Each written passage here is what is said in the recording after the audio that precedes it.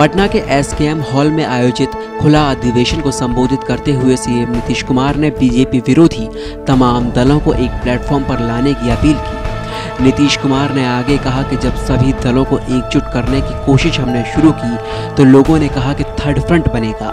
हमने कहा कि थर्ड फ्रंट कहाँ है, ये मेन फ्रंट बनेगा। नीतीश कुमार एक तरफ बीजेपी पर हमलावर थे तो दूसरी ओर उनका दर्द भी छलक आया। नीतीश कुमार ने इसके बाद विपक्षी दलों से कहा कि लोग हमारी बात मानेंगे तो ये लोग हार जाएंगे और हमारी बात नहीं मानेंगे तो हम क्या करेंगे। हमको क्या है, हम तो सब लोगों को सलाह दे सकते हैं। नीतीश कुमार के इस दावे के बाद बिहार की राजनीति तेज हो गई है। बिहार में महागठबंधन की सरकार है जिसमें 7 पार्टियों का गठबंधन है। नीतीश कुमार के इस बयान का समर्थन आरजेडी और मांझी की पार्टी तो कर रहे हैं, लेकिन कांग्रेस राहुल गांधी की अगुवाई में सबको एक मंच पर आने की उम्मीद कर रहा है। नीतीश कुमार के इस दावे पर अब बीजेपी चुटकी ले रही है।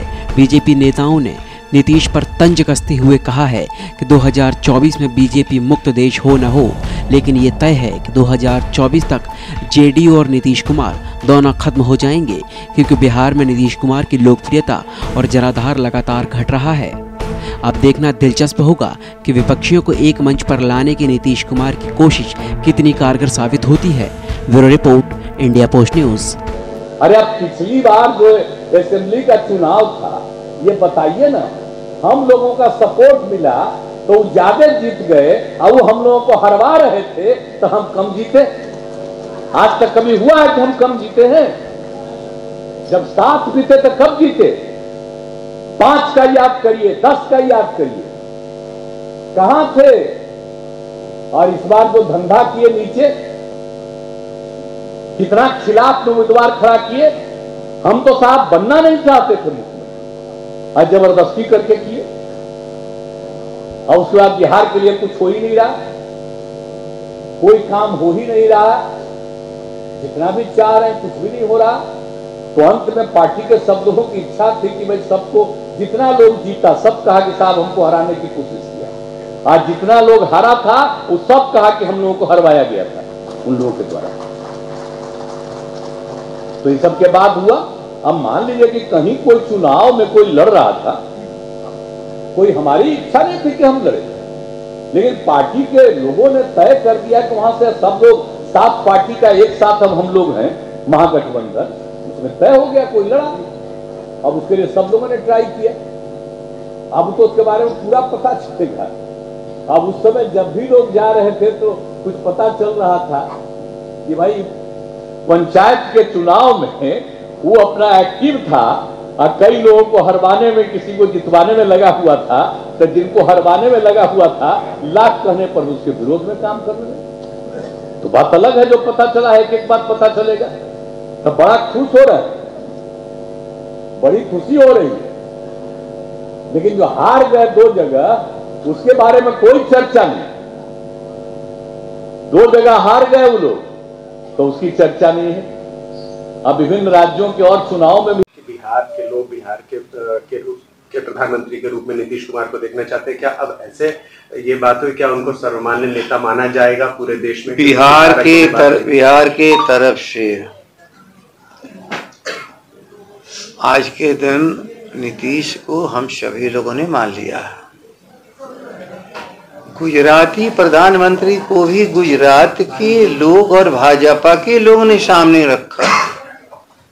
समाजवादियों ने श्री नीतीश कुमार को आगे रखा है। तो क्या बिना लड़े नरेंद्र मोदी भारत के प्रधानमंत्री बने और आज भी हैं? नहीं, उस तरह से लड़ाई तो है और आदमी सबों को बाध्य नहीं कर सकता। इन बिहार के लोग एकजुट हैं एक रास्ते पर चलने के लिए। लेकिन बाकी जो राज्य है, देश के अन्य राज्यों की बात की जाए तो वो कैसा अपने आप को, क्या नीतीश कुमार उनकी अपनी समस्या है। हमारी समस्या है कि बिहार ही भारत को सही नेतृत्व दे सकता है। 40 सीटें हैं बिहार में। और जदयू राष्ट्रीय कार्यकारिणी की बैठक में जदयू के नेता भाषण देते हुए कह रहे हैं कि 2024 में भारत बीजेपी मुक्त हो जाएगा। 2024 में भारत बीजेपी मुक्त तो नहीं होगा, लेकिन 2024 आते आते बिहार जरूर जनता दल यू से मुक्त हो जाएगा। आपका तो आज न कल विलय होना, उसको तो कोई रोक नहीं सकता।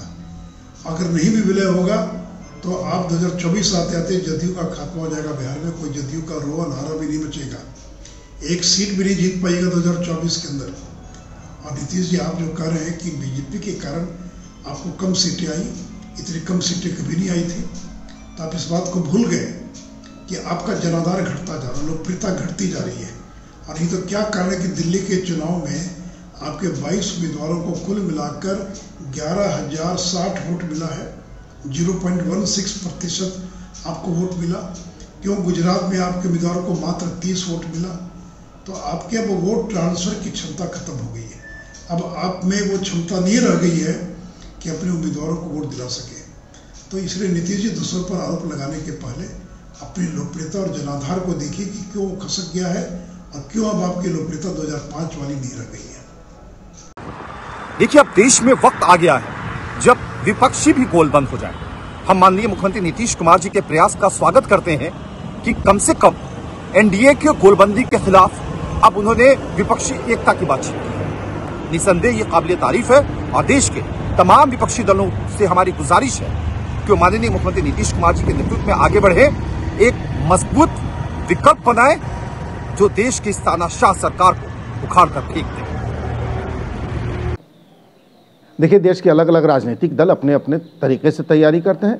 जदयू भी अपने तरीके से तैयारी कर रहा है, कांग्रेस भी अपने तरीके से कर रही है, गठबंधन में शामिल राजद, हम सब लोग अपने अपने तरीके से कर रहे हैं और हम सब गोलबंद हैं। 2024 में राहुल गांधी जी के नेतृत्व में ये देश नरेंद्र मोदी जी को सत्ता से उखाड़ फेंकेगा, क्योंकि देश देख रहा है कि कैसे सार्वजनिक संपत्तियां बेच के मोदी जी ने निपटा दिए, कैसे मोदी जी के मित्र देश का माल लूट कर जाके विदेश में शिफ्ट हो रहे हैं, कैसे बेरोजगारी बढ़ी है, महंगाई ने कैसे आम आदमी का जीना मुश्किल कर रखा है, सारी चीज़ें देश देख रहा है। इसलिए राहुल जी के नेतृत्व में सारे लोग गोलबंद हैं, निश्चिंत रहिए।